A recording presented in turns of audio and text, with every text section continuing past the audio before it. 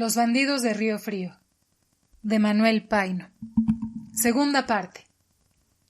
Capítulo 44. Los Dorados.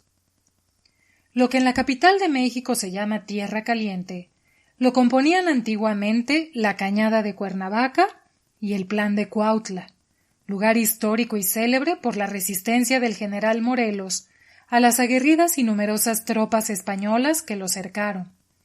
Hoy, de esos ricos territorios, se ha formado el estado de Morelos. Por lo demás, las vertientes, tanto al sur como al norte de la gruesa cadena de montañas que forma la Sierra Madre, son de un clima templado, y a medida que se desciende a la costa todo es caliente, y la tierra propia para la producción de la caña de azúcar, del café y del cacao. El que no haya dado un paseo por el rumbo que se acaba de indicar, y que, como quien dice, está a un paso de la gran ciudad, no tiene idea, aunque se lo explique la Biblia, de cómo era el paraíso terrenal. El viaje, particularmente a caballo, ni es difícil, ni tiene lugar de arrepentirse el que se resuelva a hacer esta excursión. Después de subir hasta lo más alto de las montañas que rodean el Valle de México y de internarse en boscosos senderos, repentinamente, y como si se hubiese descorrido un gigantesco telón, se presenta a la asombrada vista un panorama de oro y azul, inmenso, profundo, que parece que va hasta las playas del grande océano. La ilusión es tal que se ven hervir y estrellarse las olas en sus ardientes y desiertas playas. Es tanta la luz y la reverberación que es necesario hacer una sombra con la mano sobre los ojos para poder distinguir los pormenores de ese gran cuadro que se mira al través de un espeso polvo de oro. Así, con las manos sobre las cejas y arrugando los ojos, observó relumbrón en uno de sus viajes desde las alturas de Huichilaque esa hermosa planicie. Casi pudo contar las haciendas con sus imponentes edificios y sus altas chimeneas, elevando sus espesas y rectas columnas de humo negro, perdiéndose y desvaneciéndose en el éter azul. Sus campos de caña de un deslumbrante y sedoso verde, y los cristalinos apantles refrescando y humedeciendo la tierra sedienta y ardiente. Todo esto es mío, todo me pertenece, dijo con esa fe con que se mudan las montañas de una a otra parte.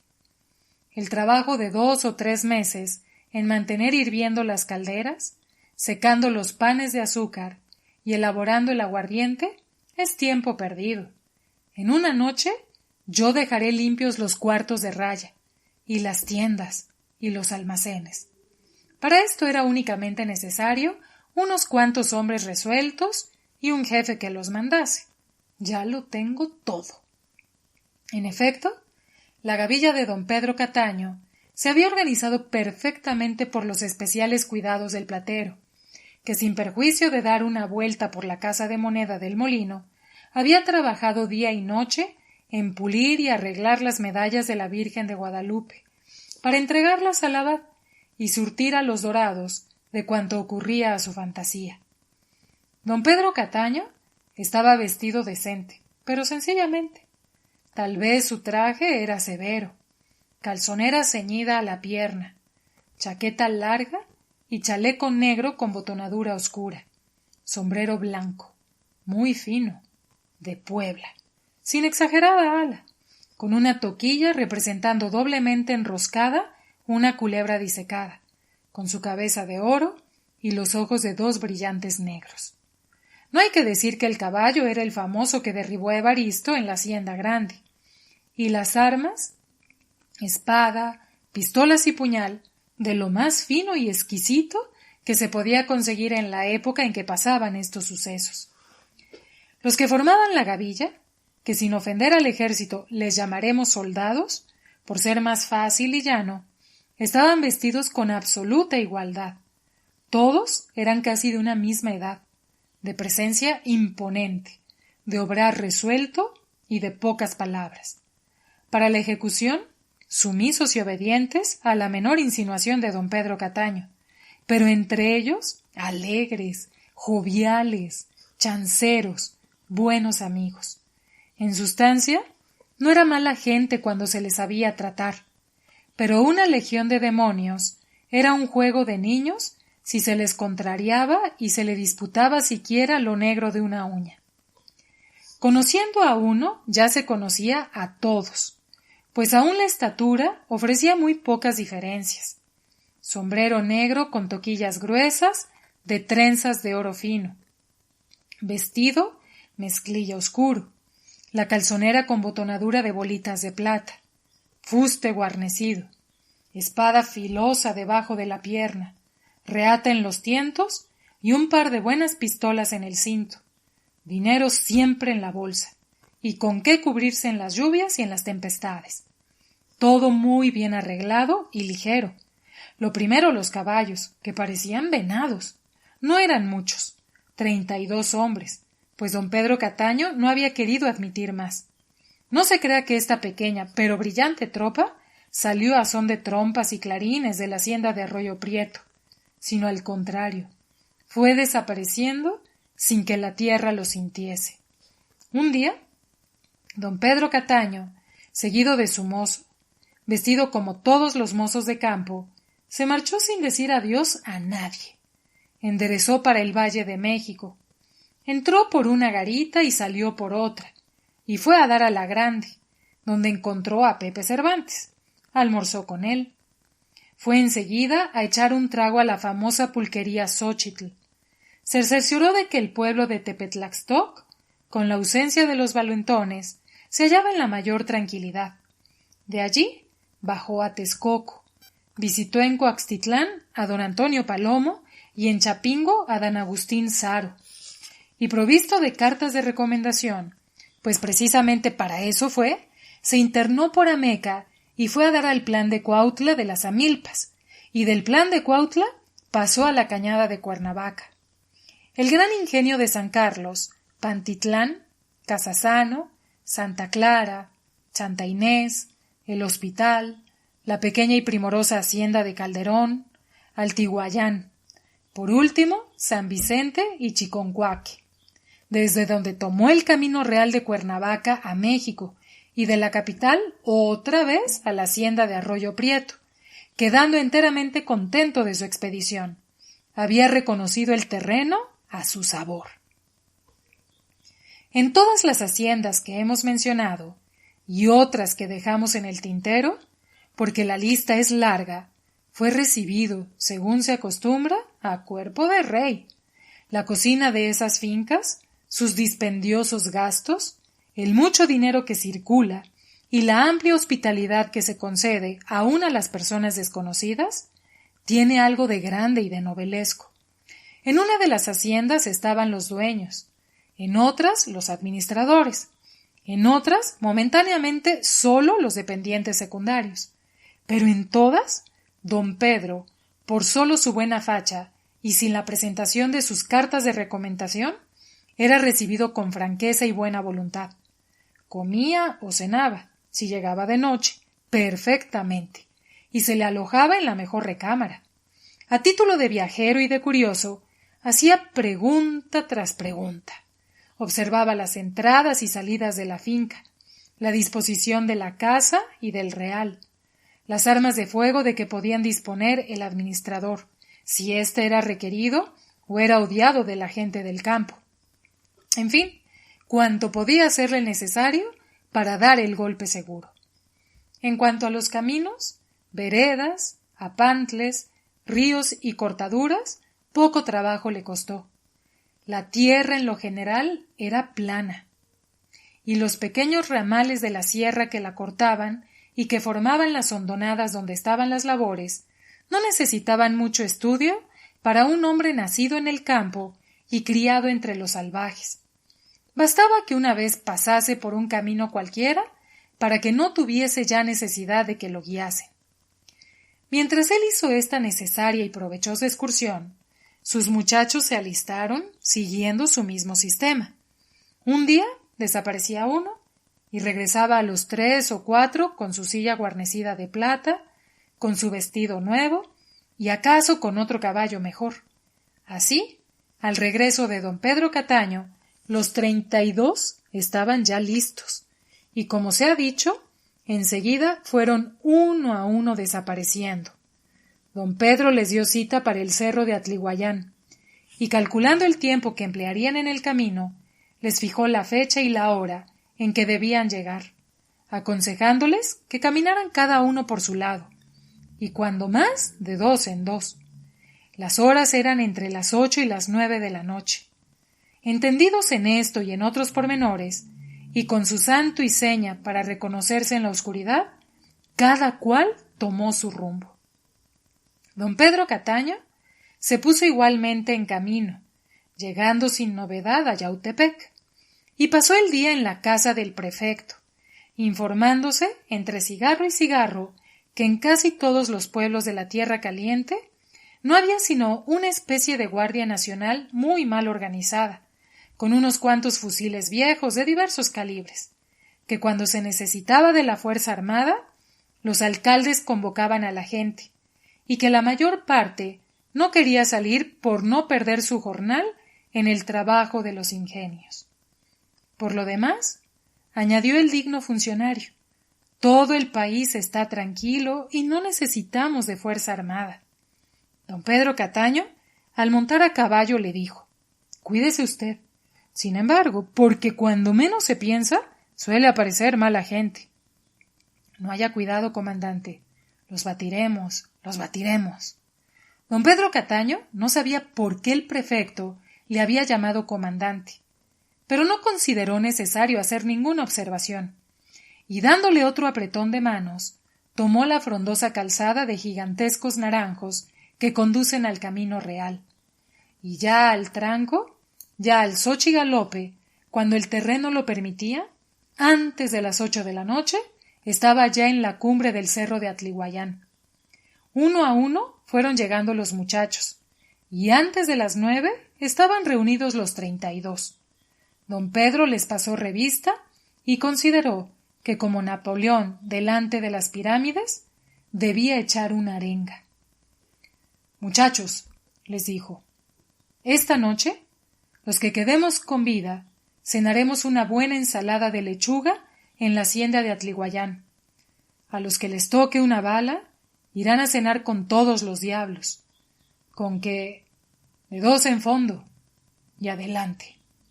La noche estaba tibia, la atmósfera transparente, y las estrellas y luceros brillaban con tan claridad que se podían distinguir desde la cúspide del alto cerro la inmensa llanura cubierta de cañas, la masa negra y confusa de los edificios de las haciendas, y las altas chimeneas que de vez en cuando arrojaban chispas y llamas que se perdían en el vacío como si fuesen meteoros, exhalaciones o fuegos fatuos que subiesen de la tierra.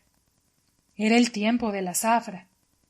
Las casas de calderas estaban hirviendo, los molinos, en su vertiginoso movimiento, devorando las cañas y haciendo correr, como en los cuentos de niños, arroyos de miel. Los trabajadores en continuo movimiento, llenando y vaciando formas, y los administradores y dependientes atendiendo aquí y allá las diversas operaciones para elaborar el azúcar. Esto era en el interior de las haciendas, pero en el exterior la más completa calma, la más plácida tranquilidad, ecos de ruidos muy lejanos, el zumbido de las alas de algún murciélago descarriado, bocanadas de viento caliente que traía el olor de la miel y de los naranjos. Después, calma completa, y bochornos, como si estuviese reverberando el sol de mediodía. El cerro de Atlihuayán, visto desde cierta distancia, es semejante a un inmenso pan de azúcar. De cerca pierde algo de su forma. La vertiente que mira la llanura está casi tajada a pico, y una vereda de piedras sueltas, un verdadero camino de cabras, es el único sendero, rarísimas veces transitado, por donde se puede llegar sin ser visto ni sentido hasta la puerta de la hacienda. Las piedras que rodaban, arrastrando a otras en su caída, las herraduras de los caballos que chocaban contra la roca y resbalaban sacando chispas, y una que otra enérgica exclamación de algún jinete en peligro de desbarrancarse y caer desde el pendiente precipicio hasta el pie de la montaña, formaban en esa tibia y serena noche un concierto extraño, compuesto de ruidos indefinibles que cesaban para volver a comenzar y mezclarse con el soñoliento murmullo de los apantles, que en esos momentos regaban los campos. Más de una hora dilató la silenciosa tropa en bajar de esa peligrosa pendiente, mas al fin, todos sanos y salvos, se encontraron con su jefe a la cabeza, enfrente de la puerta gótica de la espesa muralla que acababa de construir el marqués de Radepont, y que cercaba completamente por ese lado la hacienda de Atlihuayán. Mientras don Pedro y los suyos discuten la manera de penetrar en la hacienda, digamos 2 palabras del marqués de Radepont y de su formidable muralla. El marqués de Radepont era uno de tantos títulos de Francia arruinados por este o por el otro motivo. Vino a México agregado a la legación y con buenas recomendaciones. Al cabo de cierto tiempo, el ministro francés se retiró. Radepont cesó de ser agregado. Parece que la pensión que le venía de Francia cesó también, y se vio precisado a solicitar protección de los buenos amigos que tenía. Hombre de finos modales, de variada instrucción y particularmente afecto a los estudios agrícolas, Escandón y Hecker, que eran dueños de la hacienda de Atlihuayán, lo colocaron como administrador, con facultades para que aplicase todos los adelantos de la ciencia a la elaboración del azúcar y del aguardiente. ¿Por qué? Dijeron. Han de ser precisamente españoles los administradores de las haciendas. ¿Son ellos los únicos que saben fabricar el azúcar? ¿Hemos de estar siempre con los viejos trapiches del tiempo de la conquista, movidos por mulas? ¿No hay molinos horizontales que se mueven por vapor y muelen en un día más caña que los trapiches antiguos en un mes? Salgamos de la rutina. Y como tenían dinero para salir de la rutina, encargaron un molino moderno a Francia, y cuantos aparatos nuevos eran necesarios, e instalaron en la hacienda al marqués de Radepont.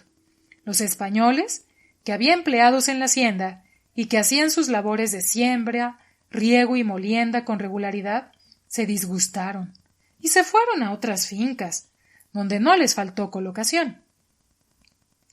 La casa de la hacienda estaba en lo interior toda pintada de blanco con cal, las camas de lona blanca, con solo los mosquiteros transparentes y blancos, los muebles de madera pintados al óleo de blanco, las vidrieras sin cortinajes, nada de cuadros ni de estampas pegadas en las paredes, los suelos de ladrillo, muy unidos y parejos, sin dejar la menor hendidura. Toda esta primitiva y sencilla decoración era lo mejor para evitar que anidasen las avispas, las abejas, los alacranes, los ciempiés y las tarántulas y culebras, que se producen en estas benditas tierras con más abundancia y facilidad que la caña y el café, y poder registrar y percibir en lo blanco de las paredes y de las camas la pequeña pero horripilante silueta de cualquiera de esos venenosos bichos. El marqués, según su modo de ver las cosas, encontró la casa en un estado salvaje y dijo que era indispensable decorar la habitación de una manera confortable, lujosa y digna de los dueños de la finca y de la gran importancia que tenía. En consecuencia, trasladó de su casa de México sus pesados cortinajes de brocatel con flecos, borlas y abrazaderas, sus muebles Luis XV, sus cuadros de paisajes, su panoplia, sus pieles de león, sus estantes y cómodas y cuanto había traído de Francia, siendo lo más importante 4 cajones de libros, de los cuales la mitad trataban del cultivo de la caña de azúcar, de las clases de azúcar, de la forma del azúcar, del análisis químico del azúcar, del riego de las cañas de azúcar, de la venta del azúcar. Todo era azúcar y aguardiente en la biblioteca, exceptuándose algunas novelas y diccionarios. El marqués decoró finalmente al estilo Luis XV la habitación, ordenó su biblioteca, comenzó, o mejor dicho, continuó estudiando el azúcar y el aguardiente, y aplicando inmediatamente las teorías que leía hoy a las labores del día siguiente, alternando y echando por tierra el método antiguo seguido por los macheteros, por los segadores y por los maestros de la casa de calderas. Hasta varió el curso de los apantles, y los riegos de la caña se daban conforme lo decían sus libros, y no como lo habían hecho hasta entonces los bárbaros y salvajes operarios de la hacienda. Como la fábrica de aguardiente estaba en ruinas, comenzó desde luego a hacer otra, copiando el edificio de una estampa que representaba un antiguo castillo de Normandía, que se decía ser del tiempo de Guillermo el Conquistador. Una puerta gótica con su pesada reja de fierro y 2 torreones a los lados con almenas y troneras formaban la fachada, y de uno y a otro lado también seguía la espesa y alta muralla que, tocando con los edificios antiguos, impedía toda comunicación con el campo. Este edificio, que no dejaba de ser imponente, no era más que la sustitución de la fábrica vieja.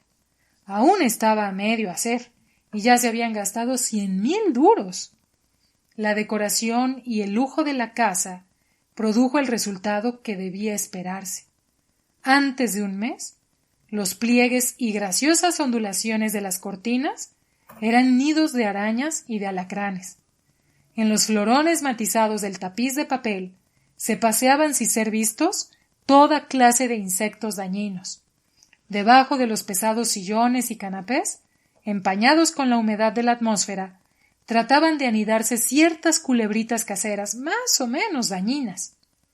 El marqués había sido picado por un alacrán, y curándose gracias al maravilloso específico que liberta de la muerte a la gente que trabajaba en los campos de caña, y del cual se burlaba pocos días antes, diciendo que eran brujerías y supersticiones de la ignorancia en que vivían esos pueblos. Precisamente hablaban de eso el marqués y Escandón, que estaban sentados en la mesa del comedor, tomando café, después de haber cenado tan bien como lo podrían haber hecho en el restaurant Elder de París. Me alegraré, marqués, le decía Escandón, que le piquen a usted 2 o 3 veces más los alacranes. Estos adornos y este lujo es bueno para la capital, pero no en estas tierras. Blanco, y nada más que blanco por todas partes, porque de esa manera se ven venir los enemigos. Si una semana antes vengo a la hacienda, por nada de esta vida le habría permitido a usted que tapizara las paredes y que colocase estas cortinas. Afortunadamente se le olvidó a usted reformar la última recámara, y en esa he tenido que refugiarme. Si continúa usted durmiendo en su gran cama de madera, la noche menos pensada se le descuelga a usted del pabellón un escorpión o un 100 pies y amanece usted muerto. Pero cada cual tiene su gusto. Lo que me parece grave es lo de los campos. La caña no ha crecido como debía. Las hojas están como marchitas. En fin, yo no entiendo de nada de esto, pero lo que no puedo dudarse es que los campos de otras haciendas me parecen mejores que los de Atliguayán. Y es sin duda porque ha suprimido usted un riego, según me han informado. No tenga usted cuidado alguno, le respondió el marqués con mucha calma. Precisamente la caña debe estar como usted la ve. Los campos que presentan un aspecto muy frondoso no dan mucha miel, y ya verá que este año Atliguayán molerá 100.000 arrobas de azúcar, mientras las haciendas que usted admira no llegarán a 60.000. Y si es verdad que se ha suprimido un riego, es porque no se pudra la raíz y porque la caña extraiga de la tierra más sustancia sacarina. Escandón meneaba la cabeza con un aire de incredulidad. Los viejos operarios le habían informado que el marqués de Radepont todo lo echaba a perder, que la caña se estaba secando y que él lo trataba de hacer conforme le decían unos libros que leía todo el día y no según la experiencia de años. Como hacía un calor sofocante, sin llamar a los criados, entre Escandón y el marqués sacaron casi la mitad de la mesa del comedor a un terrado y colocaron las velas en unas guardabrisas, a donde no tardaron en acudir, atraídos por la luz, multitud de bellas de noche, de catarinas, de mosquitos microscópicos, de variedad de bichitos alados de todas formas y colores. Escandón y el marqués se divertían con tan infinita variedad de animalitos, y seguían la discusión, el primero defendiendo la práctica para el cultivo y manejo de la hacienda, y el segundo apoyándose en la autoridad de los cientos de autores que leía, cuando el silencio que reinaba, pues habían cesado los trabajos, fue turbado por el disparo de un arma de fuego que se reprodujo en el eco de la bóveda de la poterna de ese extraño castillo. «Nos asaltan», dijo el marqués poniéndose pálido. «Ya me habían dicho que un día u otro tendríamos que sostener una verdadera batalla. Y vea usted la razón por qué, con motivo de reparar una fábrica de aguardiente que se caía, he construido un castillo. No tenga usted cuidado. Nos defenderemos. No entrarán. Voy a buscar mis armas y a reunir a la gente». «No, nada de eso, marqués», le contestó Escandón con mucha serenidad. «Observe usted por alguna parte, si en efecto es gente que trata de entrar o algún viajero que ha disparado su arma de intento para llamar la atención y que se le dé hospedaje». «Podrá muy bien ser eso.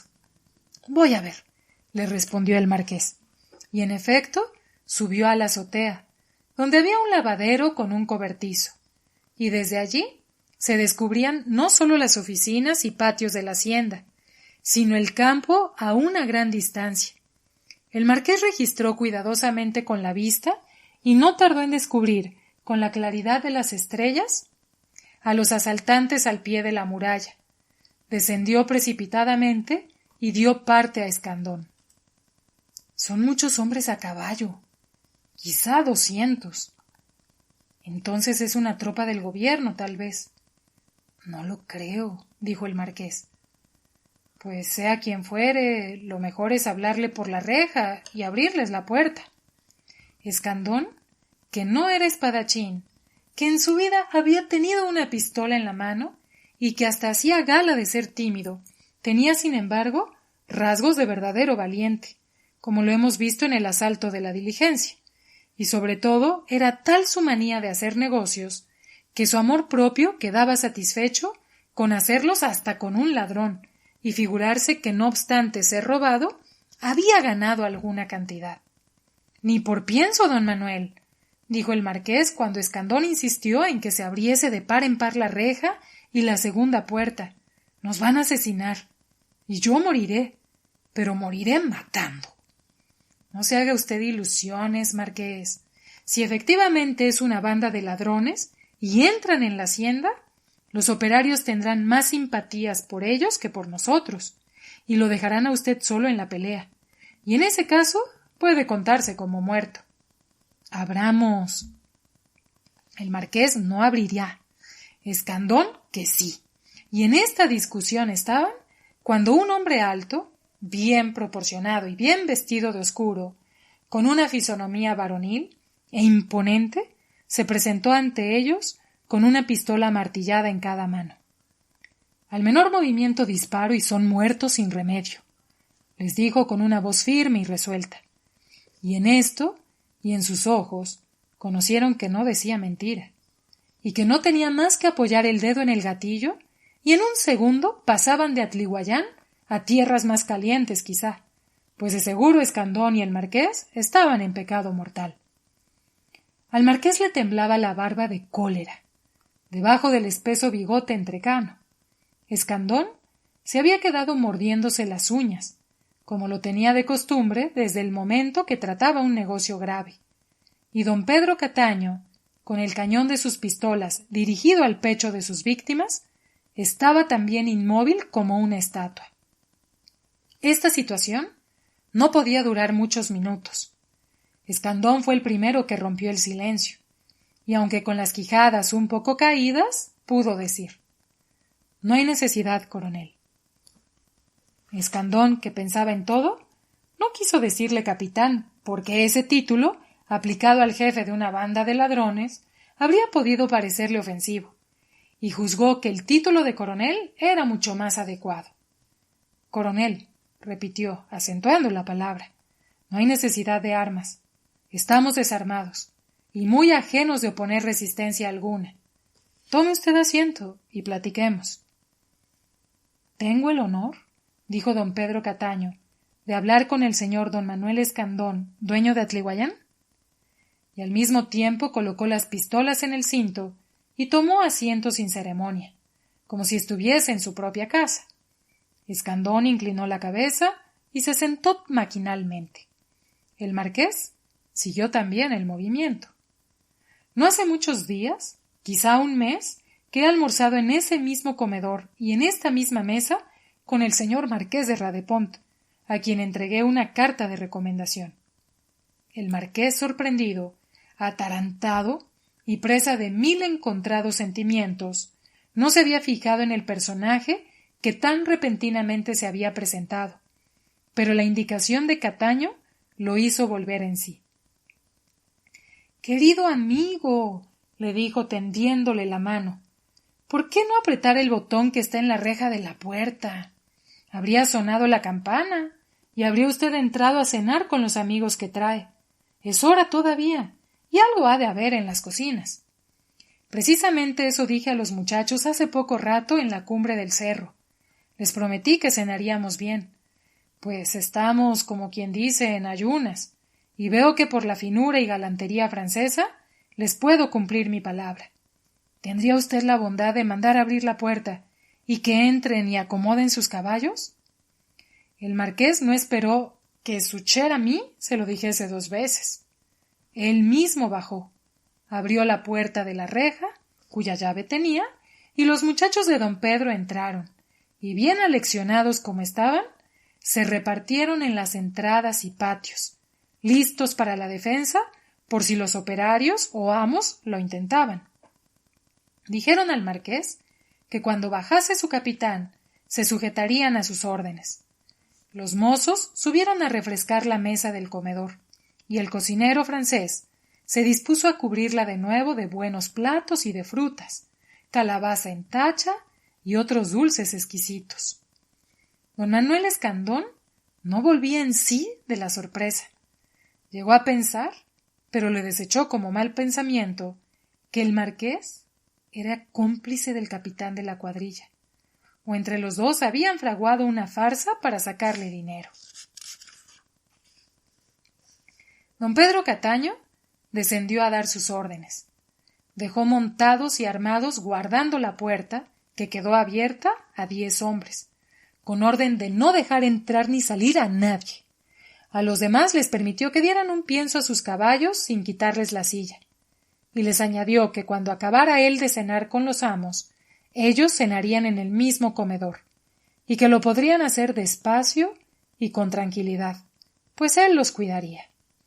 El marqués observaba azorado todas estas disposiciones, dictadas con tanto aplomo y seguridad como si fuese el dueño de la hacienda. Cuando esto terminó, el marqués y don Pedro volvieron al comedor, donde había permanecido Escandón, pensando cómo acabaría este lance, y qué partido podría sacar de su mala aventura. La cena estaba servida, y Escandón y el marqués, que estaban ya muy tranquilos, no dejaron de picar algunos platos, beber unas copitas de vinos viejos y brindar por la salud de su extraño convidado. «Vea usted», le dijo Cataño al marqués, «cómo a veces las mayores precauciones son inútiles. ¿De qué le ha servido a usted este castillo feudal y las gruesas barras de fierro de la reja? La verdad, no toqué la campana, porque el día que estuve aquí de visita no vi el botón de la reja ni aun la campana que está en la segunda entrada, y si lo hubiese sabido, quizá en la hora que era me habría convenido entrar por otra parte». «Es admirable, coronel, lo que usted ha hecho», le dijo Escandón. «Si no es indiscreción, ¿nos podría decir cómo entró y pudo aparecérsenos repentinamente?» «De una manera, la más sencilla. Arrimamos un caballo muy manso a la muralla. Uno de los muchachos se paró sobre él como un cirquero. Otro pretendió subirse en los hombros del que estaba en pie sobre la silla del caballo para alcanzar la muralla, pero salió mal. La suerte y los dos vinieron abajo. Ninguno se lastimó, pero salió de la pistola un tiro que ustedes han debido escuchar. Ya no había remedio. Estábamos descubiertos y era necesario no perder tiempo. Repetimos el ensayo y yo quise entrar el primero a la hacienda. Era mi deber. Alcancé una almena, la lacé con una reata y me descolgué al otro lado. La luz me guió. Tomé la escalera y sin encontrar a nadie, llegué hasta donde estaban ustedes muy tranquilos, pensando en la inmortalidad del cangrejo. Ahora somos ya amigos, o por lo menos conocidos, y ya se puede decir todo. Y a propósito, y para que sigamos en buenos términos, exijo el más completo secreto. No hay que decir ni una palabra de esto en México, como si nada hubiera pasado. No hay tampoco que dejar salir fuera de la puerta de fierro a ninguna persona, al menos por 4 días. Por 4 o 5 días.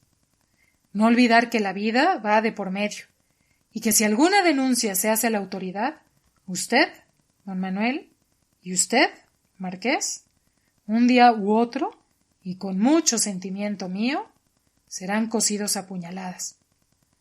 Los operarios estarán advertidos en el curso de la noche por mis soldados, y pues han manifestado simpatías por nosotros, poco hay que temer de ellos. Arreglado esto, nada tienen ustedes que temer, y continuemos platicando como buenos amigos. Me han recibido como caballeros, y como hombres de mundo, y de la misma manera me portaré. Para inspirarles más confianza, don Pedro se quitó sus 2 pistolas del cinto y las puso sobre la mesa. Siguieron en plática hasta muy entrada la noche, y tanto Escandón como el marqués quedaron muy prendados de las maneras del capitán o coronel, como le llamaban, y de lo variado y florido de su conversación. Les contó sus viajes a la provincia de Texas y a Nueva Orleans, a donde había ido por tierra, sus campañas con los indios comanches, la vida patriarcal de los habitantes del extenso territorio que los españoles llamaban provincias internas, las aventuras de su juventud, que más de una vez pusieron en riesgo su vida. Pero por más que Escandón hizo, no pudo descubrir por qué, con tan buenos elementos de educación, con tan robusta salud y con tan notable valor, había adoptado una carrera tan peligrosa, en vez de buscar una colocación honrosa y productiva. Se avanzó hasta ofrecerle un destino en las minas, o en alguno de los establecimientos agrícolas o industriales de que era dueño. Don Pedro, por toda respuesta, le dijo: «Es el destino el que me guía. Hace tiempo que no tengo voluntad propia. No puedo disponer de mí. En cuanto a dinero, nunca me ha faltado. ¿Y para qué lo quiero?» Cataño, a quien la benevolencia de Escandón había despertado los recuerdos de amor, sacó de la bolsa un puño de oro, lo tiró sobre la mesa y casi enternecido repitió: «¿Para qué lo quiero? ¿Para qué me sirve? Sin ella», añadió en voz baja y limpiándose con su pañuelo el sudor de la frente, o más bien la humedad de sus ojos. Se levantó y salió al terrado, donde se paseó agitado por más de un cuarto de hora. Cualquier cosa habrían dado Escandón y el marqués por satisfacer su curiosidad y saber quién era este raro y misterioso personaje. Pero tuvieron miedo de insistir, y cuando regresó del terrado, lo invitaron a descansar y lo condujeron a una recámara, mientras los muchachos ocuparon el comedor, que ya comenzaba el cocinero a surtir de nuevo de manjares. Dormir. ¿Quién habría de dormir en esa noche que se pasó en fumar y en tomar el fresco por los patios? Fue a la madrugada cuando don Pedro, después de dar ciertas y terminantes disposiciones, sacó un catre de lona, se recostó y durmió profundamente un par de horas. Escandón y el marqués se retiraron a sus habitaciones, pero ni se desnudaron ni pudieron pegar los ojos. Todo el resto del día estuvo don Pedro y su gente en Atlihuayán, y cuando cerró bien la noche, se pusieron en camino. «Estoy seguro», le dijo Cataño a Escandón al despedirse, «que no seré tan bien recibido como aquí en la hacienda donde pienso pasar la noche. Pero ya veremos. De la misma manera me portaré yo». Escandón dio la mano a Cataño y le deslizó un papelito. Cataño lo abrió y lo leyó. Era un vale de 3,000 pesos al portador. Cataño se quedó mirando fijamente a Escandón y le preguntó: «¿Se puede cobrar?». Escandón, con otra mirada, contestó cuanto le quería preguntar Cataño, y le dijo con naturalidad y sencillez: «No lo habría dado». Cataño guardó su papel, dio las gracias con los ojos a Escandón, prendió las espuelas a sus caballos, y a poco se perdió entre la bruma de la calurosa noche. «Hemos hecho un magnífico negocio», le dijo Escandón al marqués al entrar y cerrar tras sí la gruesa reja de la puerta gótica. El marqués se detuvo y se le quedó mirando. «Sí, señor, muy buen negocio. Este coronel o este capitán podría muy bien habernos matado». «Matado no, porque no es ese su negocio, pero sí exigido lo menos 10,000 pesos. Se ha contentado con 3. Hemos ganado 7.